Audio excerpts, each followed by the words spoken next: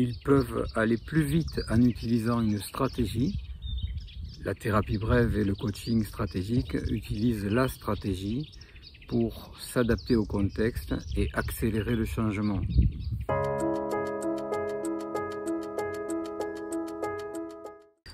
La stratégie militaire vise à mettre l'adversaire à genoux et ce n'est pas utilisable en relation d'aide. C'est la raison pour laquelle tout le début de l'ouvrage discute de ce que peut être une stratégie en coaching ou en relation d'aide en allant vers une co-stratégie.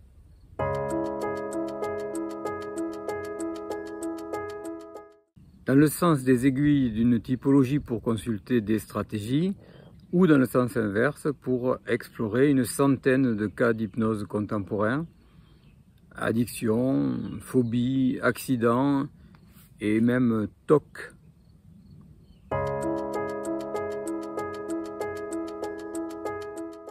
Parce que la stratégie sans hypnose, ça marche, alors que l'hypnose sans stratégie, qu'on peut parfois appeler l'hypnose sèche, ne donne pas grand-chose, en général.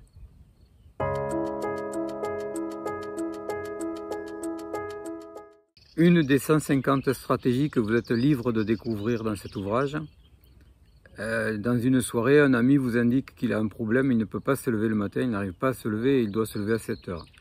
Vous lui dites que vous savez exactement ce qu'il peut faire pour régler ce problème et vous attendez qu'il accepte votre prescription. Et dès qu'il est OK pour faire exactement ce que vous allez lui suggérer, vous lui indiquez de laisser autour du lit des choses agréables comme des romans policiers, des BD, son paquet de gâteaux préférés, de sorte qu'il puisse l'attraper sans sortir du lit.